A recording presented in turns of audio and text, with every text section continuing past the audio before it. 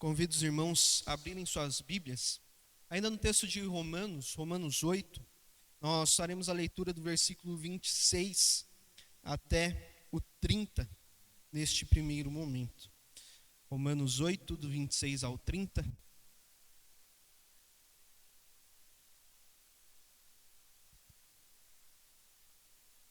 Novamente eu farei a leitura dos versículos pares.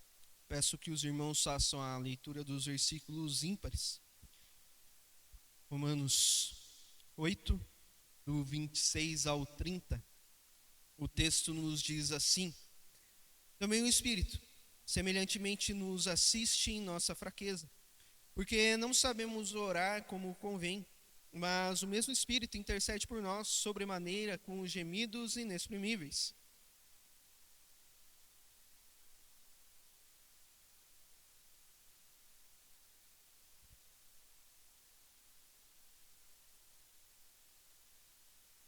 Sabemos que todas as coisas cooperam para o bem daqueles que amam a Deus, daqueles que são chamados segundo o seu propósito.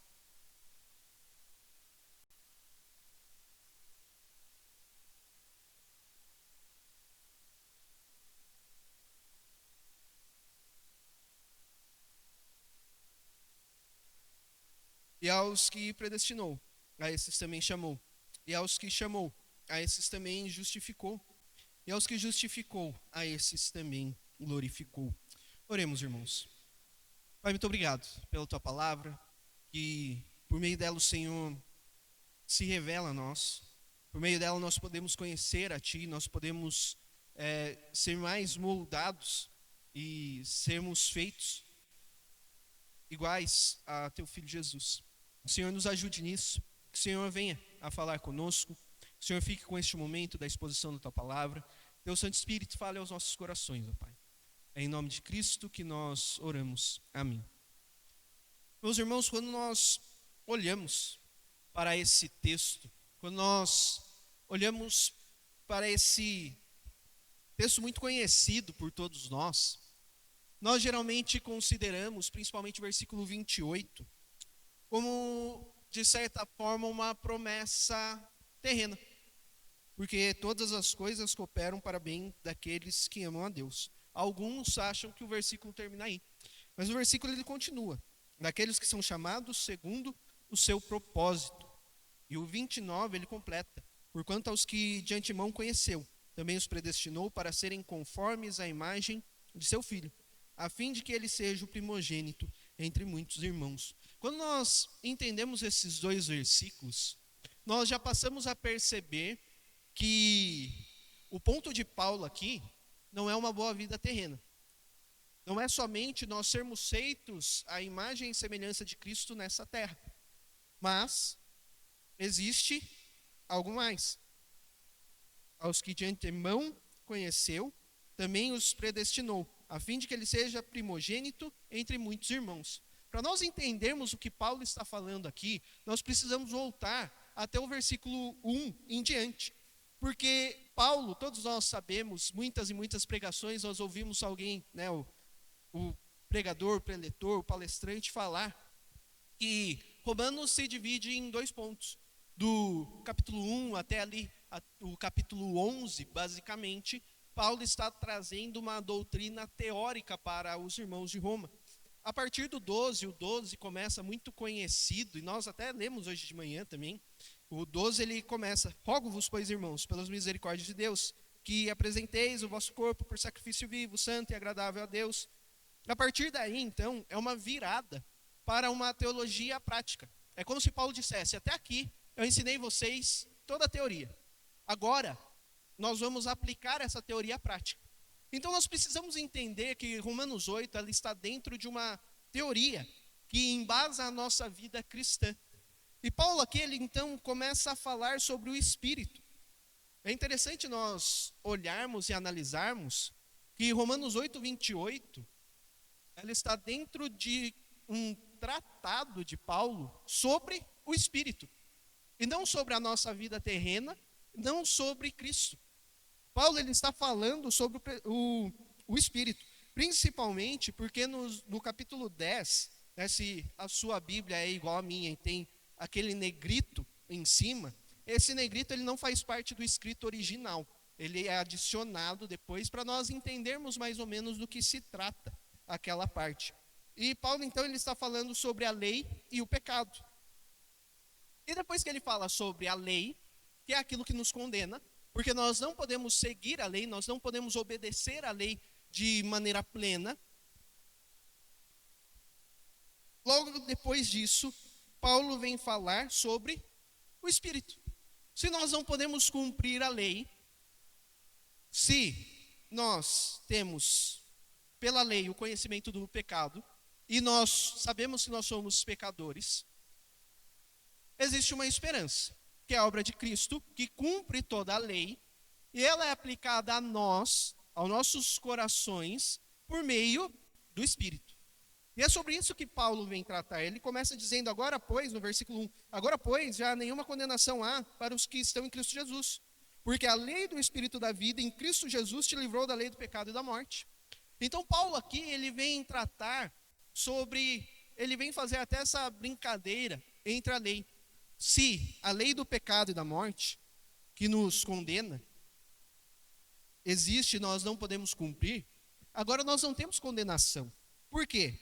Porque aqueles que estão em Cristo Jesus, a lei do Espírito da vida, em Cristo Jesus, nos livra da lei do pecado e da morte. Então ele continua falando sobre a obra do Espírito. E logo depois ele vem mostrar como essa obra do Espírito, ela se aplica às nossas vidas. Falando sobre que, a partir do momento em que nós somos guiados pelo Espírito de Deus, versículo 14, nós somos filhos de Deus.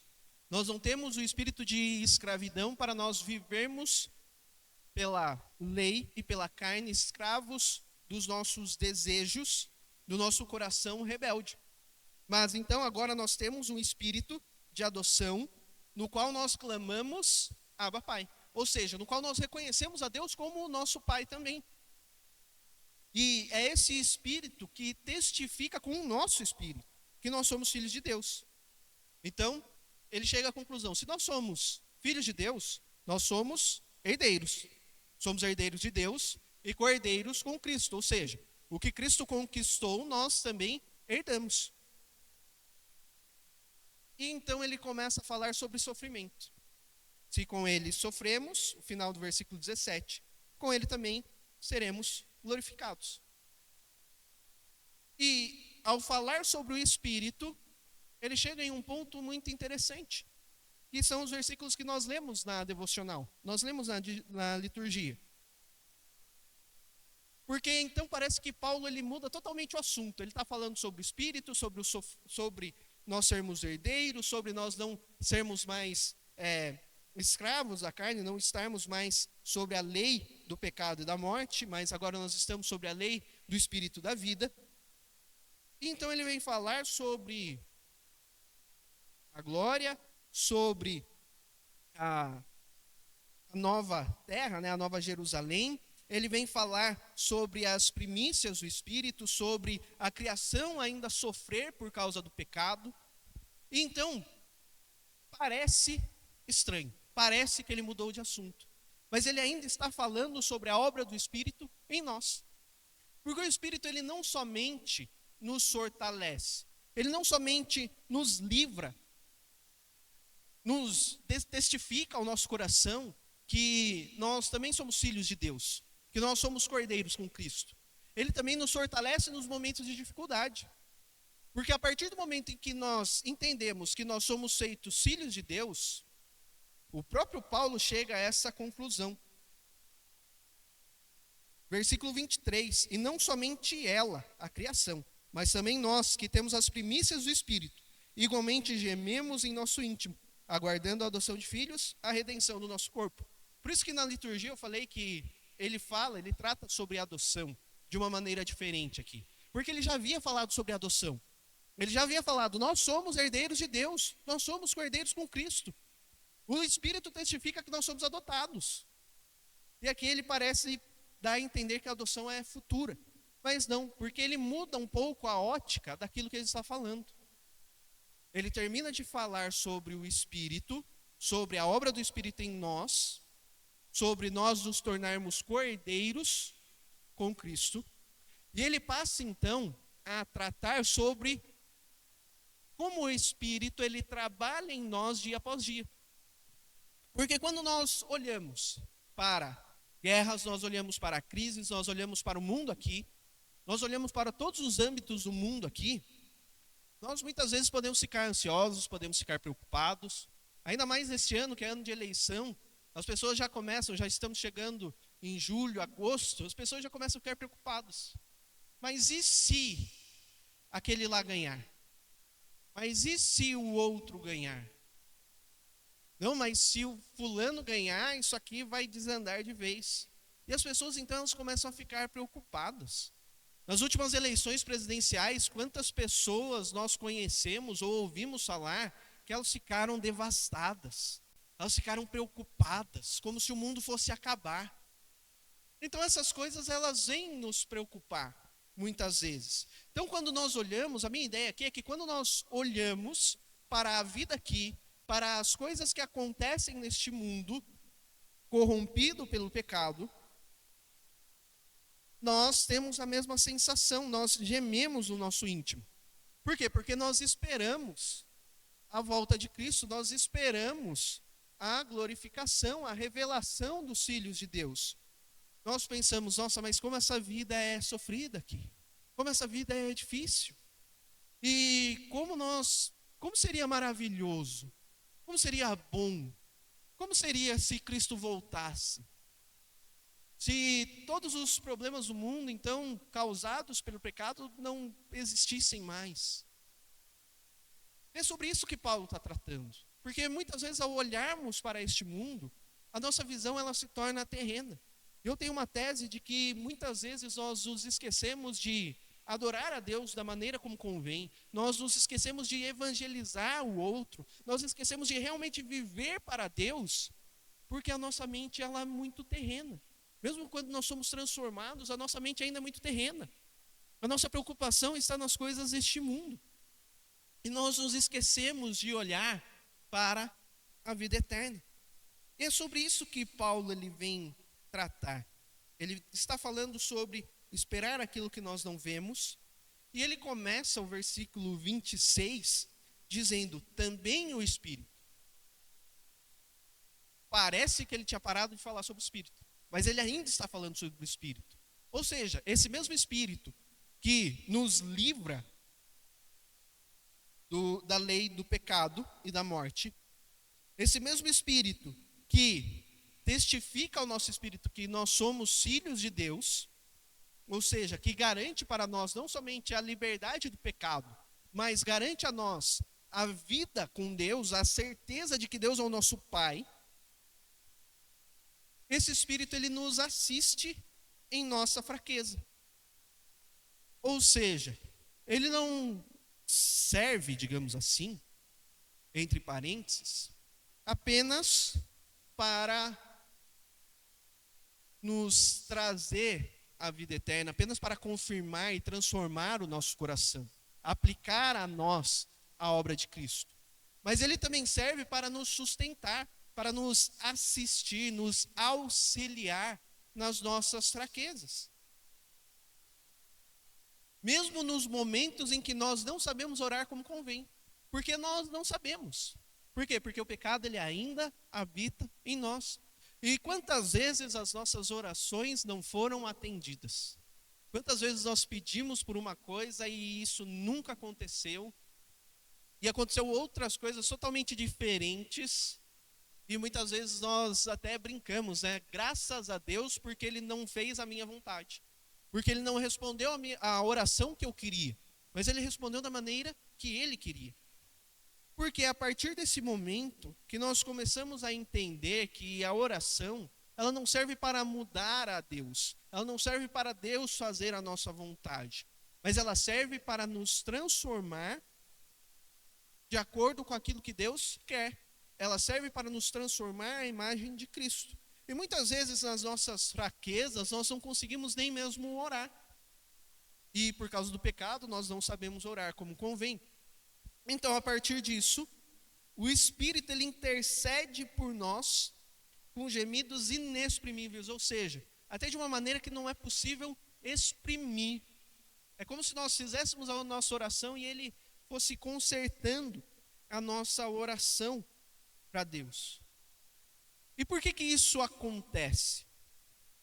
Porque aquele que sonda os corações sabe qual é a mente do Espírito. Ou seja, o mesmo Espírito que sonda os nossos corações, o Espírito de Deus, ele sabe qual que é a mente, qual que é o querer de Deus, qual que é a vontade de Deus. E, segundo a vontade de Deus, é que ele intercede pelos santos. Ou seja, por que nós encontramos, então, e este é o nosso primeiro ponto, auxílio nas nossas fraquezas? Por que Deus é o nosso porto seguro?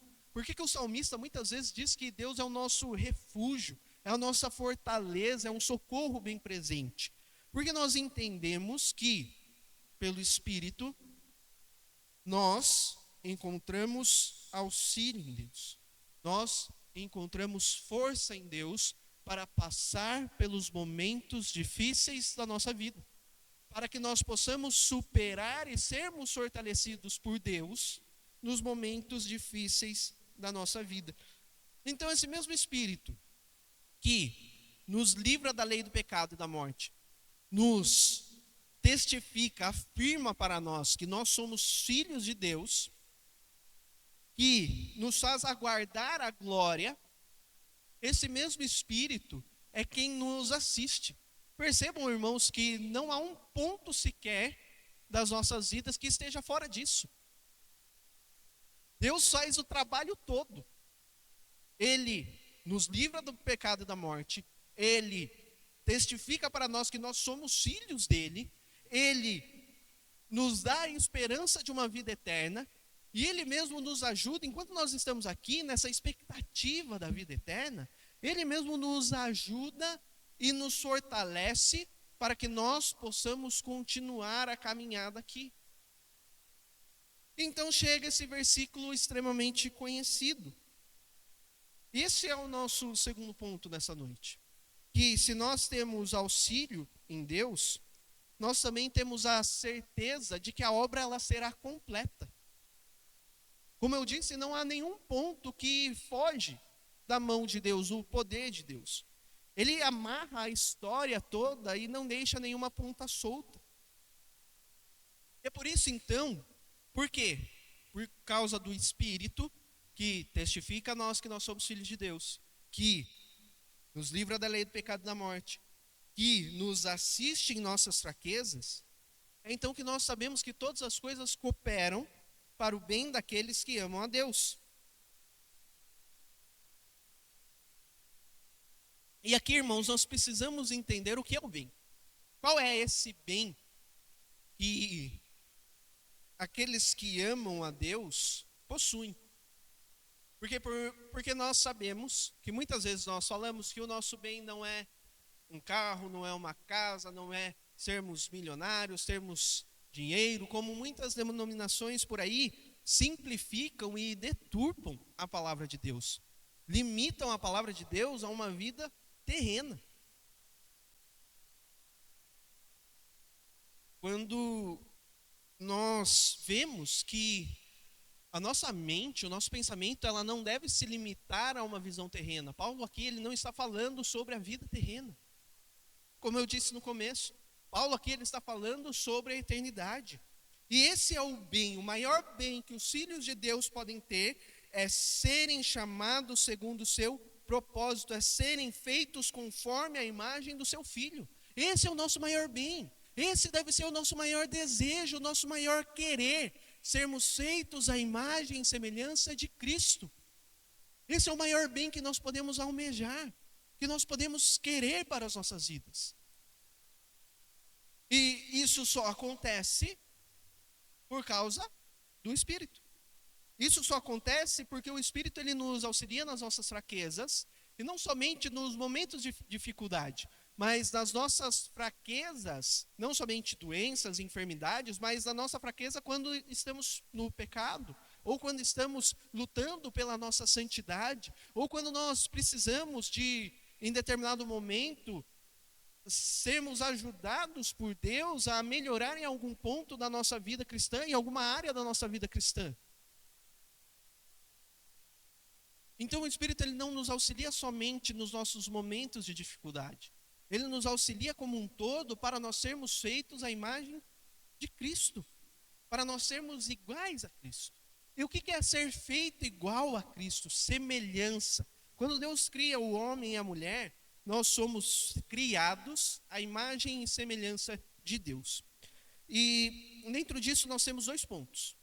Uma que é a imagem de Deus, que é ser reto, que é ser santo, que é ser puro, e essa pertence a Deus. E o homem perde essa habilidade de ser reto, de ser justo, de ser santo, a partir do momento da queda. Mas nós ainda somos a imagem e semelhança de Deus, porque nós somos seres inteligentes, nós somos seres criativos, nós somos seres que se relacionam. Então nós ainda expressamos a Deus na nossa inteligência, na nossa criatividade, no nosso modo de ser, no nosso modo de viver.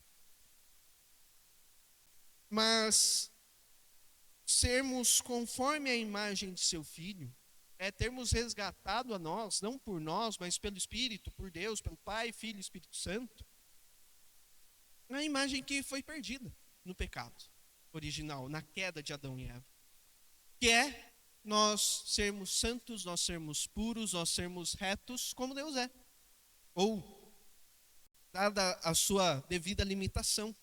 Isso acontecerá quando? Na vida eterna, na glória. Por isso que esse texto, Paulo, ele não está tratando da vida terrena. Ele não está tratando dos nossos bens terrenos. Ele está tratando que o bem maior que um cristão pode ter é ser feito à imagem do Filho, é ser feito à imagem de Cristo. E é isso que nós devemos buscar. Aqueles que ele de antemão conheceu também os predestinou. Paulo, então, ele começa a mostrar novamente que não há um espaço, não há um buraco nessa história. Essa história ela é linear e ela cobre todos os aspectos da vida humana. Então ele vem dizer, aqueles que de antemão conheceu, e aqui não é um conhecer, no sentido de que ele olhou há milhares de anos atrás, antes da criação de todas as coisas, antes que houvesse mundo, e falasse, o Rafael um dia ele provavelmente vai se tornar um cristão. Ele tem uma tendência de amar a mim, amar a Cristo, e então eu vou escolher ele. Não, irmãos, esse conheceu é uma relação de Deus conosco. É que Deus, antes da criação do mundo, ele sabia que toda a humanidade, em nenhum momento iria se afeiçoar a ele, porque nós somos rebeldes a Deus. Se Deus está aqui, nós corremos para lá. Se Deus está lá, nós corremos para o outro lado.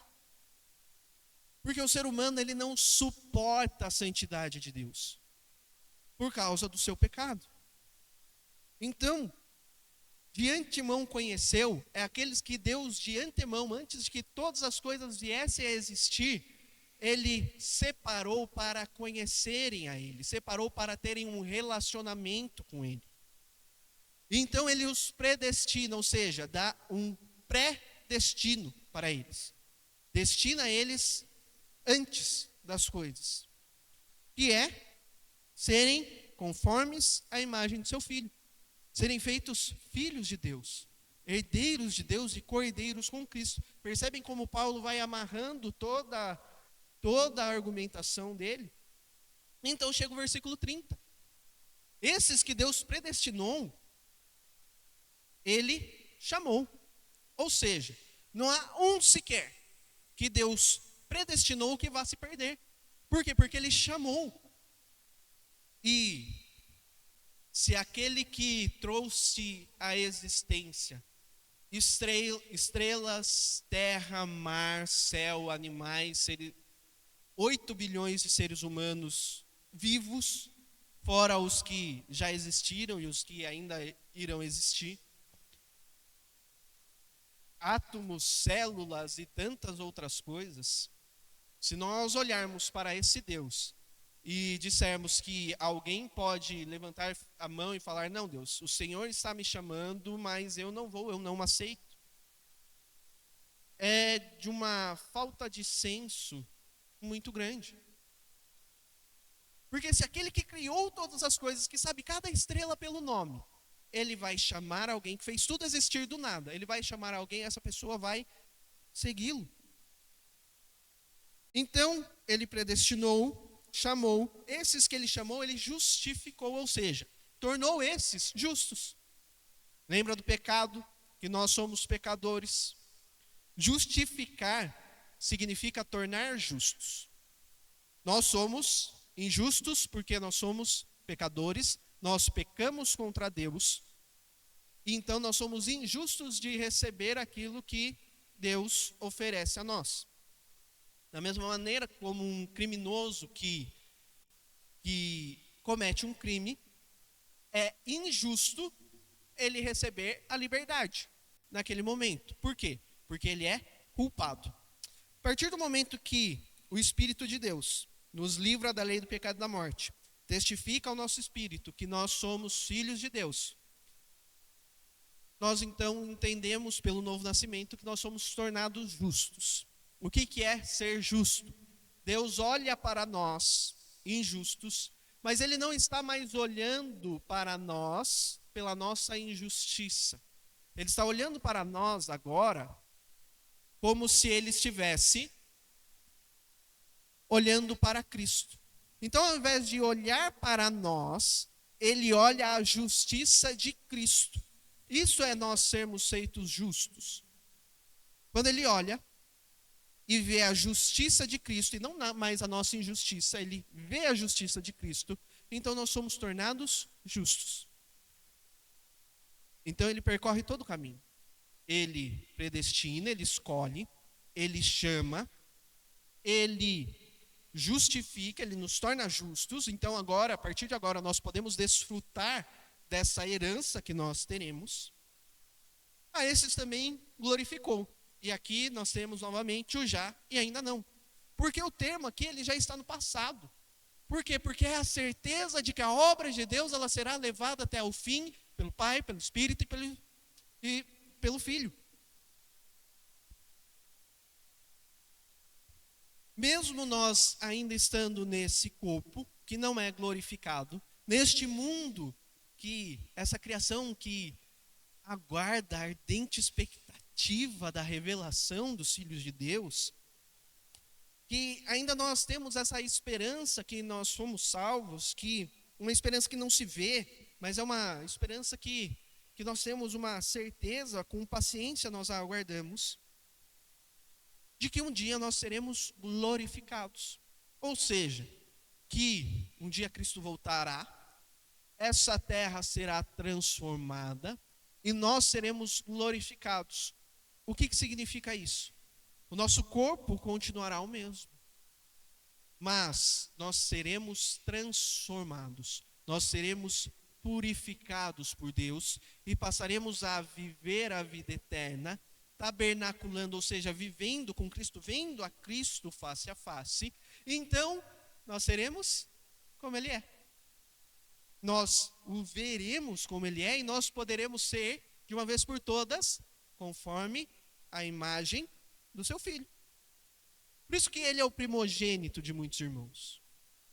Porque então nós seremos iguais a Ele, sem pecado, sem nada, nenhuma outra influência do pecado em nossas vidas, para que atrapalhe, para que destrua novamente toda essa criação perfeita de Deus. Mas o nosso ponto ele não para aí. Porque nós podemos olhar para isso e falar, certo, legal. O Espírito ele nos assiste nas nossas fraquezas, o Espírito ele nos ajuda a sermos conformes à imagem do Filho. E nós sabemos, nós temos uma esperança de que Cristo vai voltar e todas essas coisas vão acontecer e isso que é o certo. Mas Paulo, ele não termina por aí. Ele continua a sua argumentação, dos versículos 31 a 39. Que diremos, pois, à vista dessas coisas? Se Deus é por nós, quem será contra nós? Aquele que não poupou o seu próprio filho, antes por todos nós o entregou, porventura não nos dará graciosamente com ele todas as coisas? Ou seja, aquele que entregou o seu filho, aquele que deu o seu filho por nós, ele não vai dar com o filho todas as coisas? Tudo isso que nós falamos, tudo isso que nós tratamos sobre o Espírito no capítulo 8, quem tentará acusação contra os eleitos de Deus? É Deus quem os justifica, ou seja, não há acusação. Não é possível alguém apontar e falar, não, mas aquela pessoa fez isso, isso, isso e isso. Deus vai falar, mas a justiça de Cristo cobriu tudo isso. Eu não estou olhando para o pecado das pessoas. Eu estou olhando para a justiça de Cristo.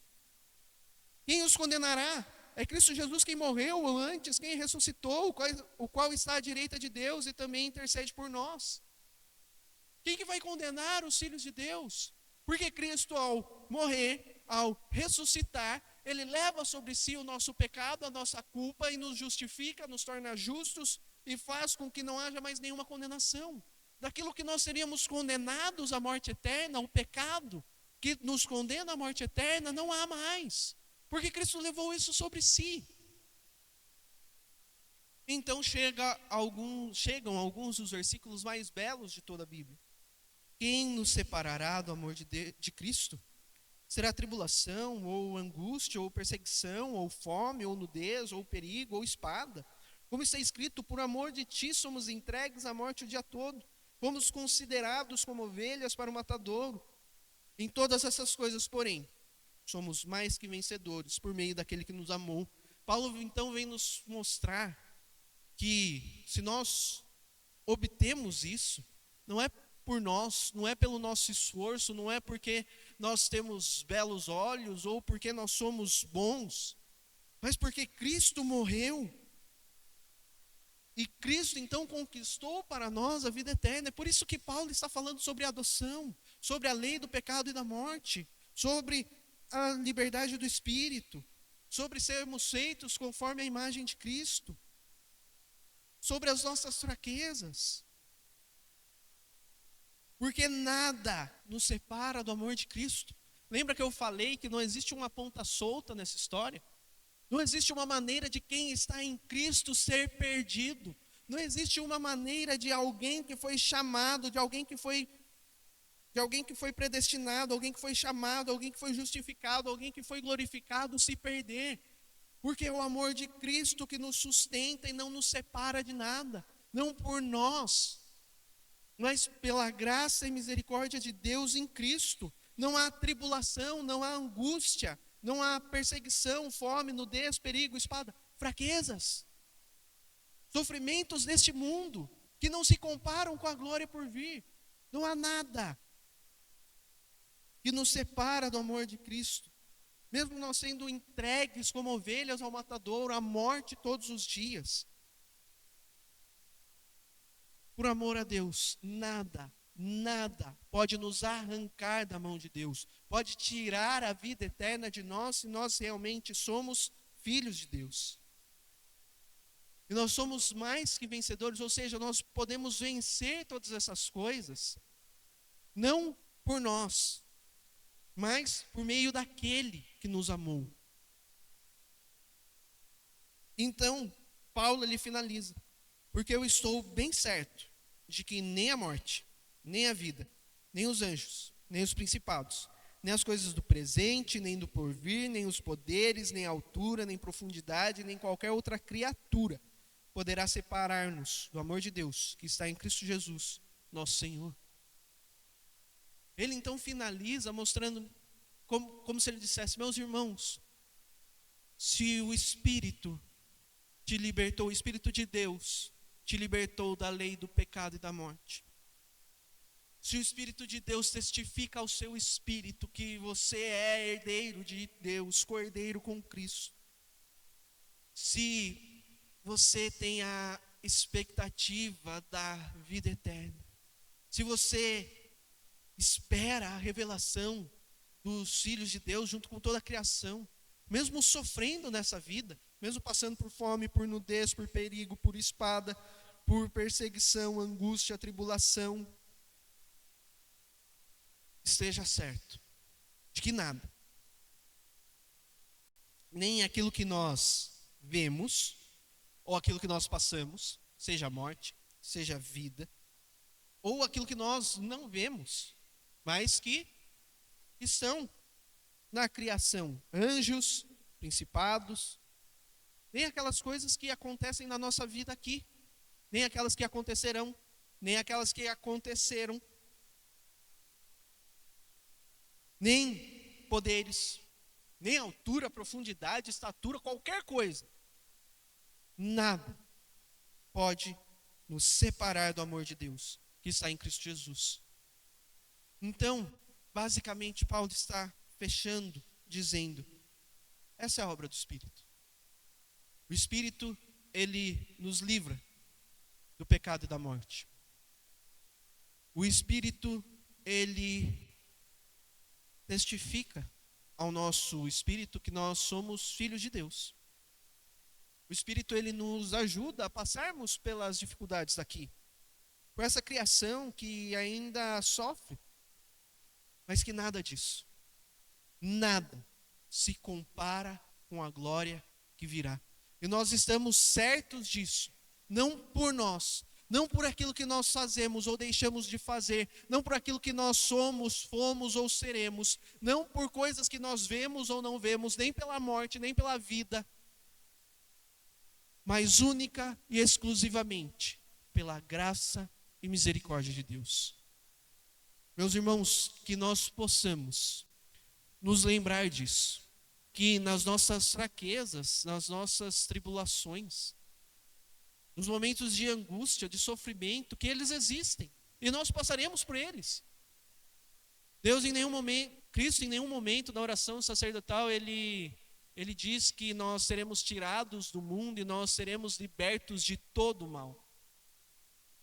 Ele diz que nós seremos, ele pede, né? Não peço que os tires do mundo, mas que os livres do mal. E o mal é o mal moral, é todo o sistema da cultura, do mundo em que nós vivemos, que nos afasta de Deus.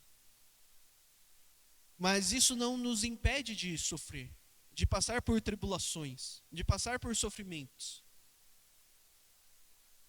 E isso nos é estranho, mas isso nos traz paz, porque nos momentos de dificuldade, de fome, de nudez, de angústia, de sofrimento, nós sabemos que nós temos o Espírito de Deus, e isso nos conforta.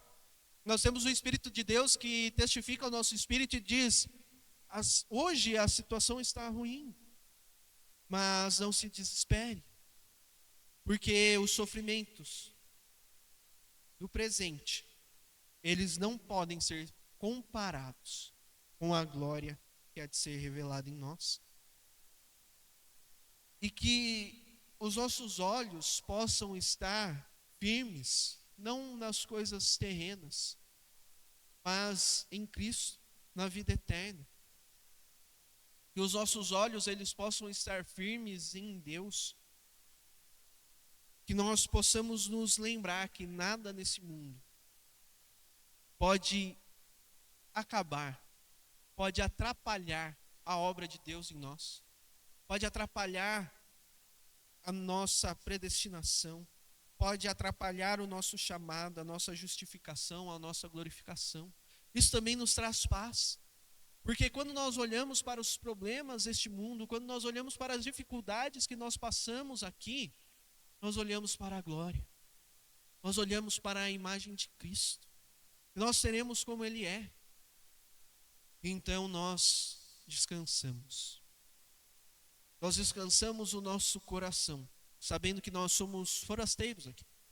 Nós somos peregrinos nessa terra. E nós estamos caminhando para o lar celestial. É sobre isso que Paulo está falando em Romanos 8. Ele não está falando que nós seremos, o nosso bem, ele virá aqui. Mas que os sofrimentos do presente, eles não podem ser comparados com a glória a ser revelada em nós. Oremos. Pai, muito obrigado pela tua palavra. Muito obrigado a Deus porque o Senhor dá a nós o Espírito. O Espírito que nos livra da lei do pecado e da morte, que testifica ao nosso espírito que nós somos teus filhos e que nos ajuda e nos lembra dia após dia da nossa salvação. Que nós possamos manter os nossos olhos fixos em Ti, ó Pai. Que nós possamos buscar cada dia mais sermos feitos conforme a imagem de Jesus. Que nós possamos nos lembrar que a nossa salvação ela não depende de nós, mas vem de Ti. E que se nós estamos em Ti, nós somos mais que vencedores, não por nós, não pelas nossas obras, mas por meio do Senhor que nos amou. E que nada, Deus, pode nos separar do Teu amor. Não por causa de algo que fizemos, somos ou faremos, mas única e exclusivamente pela Tua graça em nós, pela Tua misericórdia nas nossas vidas e pela Tua força, o Teu poder, a Tua destra, ó Deus, a nos sustentar. Te agradecemos por isso, ó Deus. Te agradecemos porque é o Senhor quem sustenta a nossa salvação. E que nós possamos nos lembrar disso, mesmo nos momentos mais difíceis. Mesmo nos momentos de angústias, de dificuldade, de tribulações deste mundo. Que nós possamos, ó Deus, nos lembrar que os sofrimentos que nós passamos aqui não podem ser comparados com a glória de desfrutar de Ti por toda a nossa eternidade. Cuida de nós, ó Deus, continua a nos guiar, a nos guardar e nos leva, Pai, em paz, em segurança aos nossos lares e dá-nos, ó Deus, uma boa e abençoada semana. Aplica a nós, ó Pai, tudo aquilo que nós ouvimos e aprendemos. Em nome de Jesus que nós oramos. Amém.